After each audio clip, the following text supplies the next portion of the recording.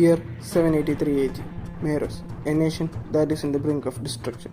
People who are tired of the current king were preparing themselves to start a rebellion. The reasons were simple. He was cruel, oppressive, and do anything to achieve his goals. More than a quarter of the kingdom has died of famine and diseases. The Meroes king, Javed Goodman, good was only in his name. He was aware that a rebellion will start anytime soon. So, he orders his men to kill those who can become the rebellion leader. But every time he kills one, another one takes his place. So, he has two choices. One, to abandon the people and take the wealth of the kingdom with him to a faraway place. But he knew it was not a practical choice.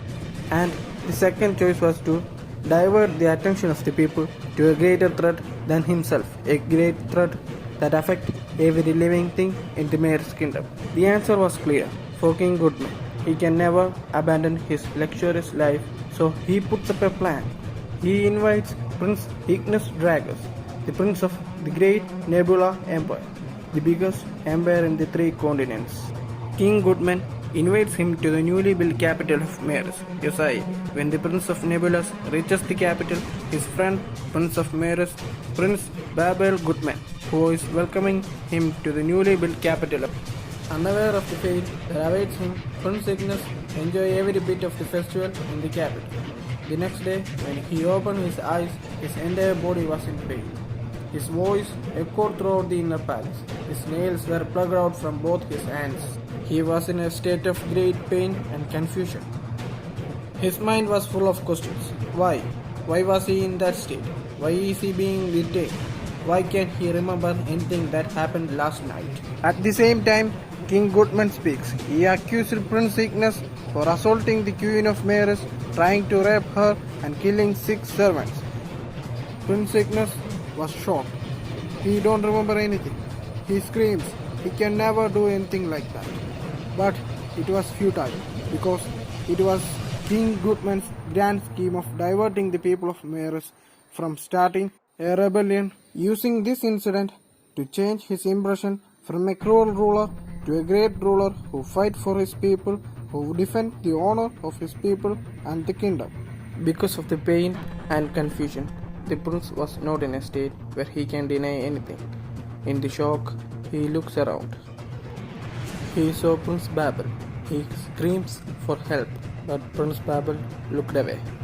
Devastated by the recent events and pain, Prince Ignis lost his consciousness.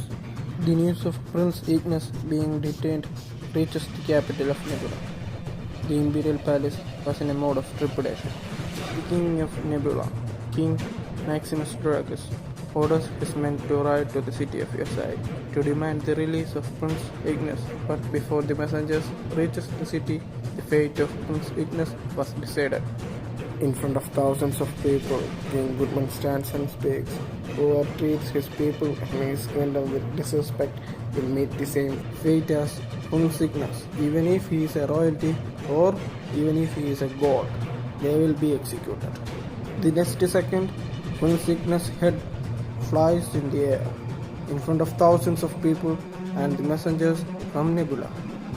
Prince Ignis died. Soon, the message of Prince Ignis being executed reaches the capital of Nebula. King Maximus reacts like a madman after hearing that his son has been executed. At that moment, the history of the entire world was going to change. The mighty Empire Nebula declares war on Meroes.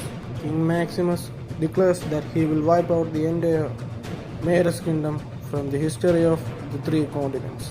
With his mighty army, he marches to the borders of Meroes and Nebula. Unknown to the fact that her brother is dead, holding the hands of Queen Dora, Princess AlDoRa Dragus waves at her father, who is marching with the largest army ever assembled by the Nebulous Empire. 2 over.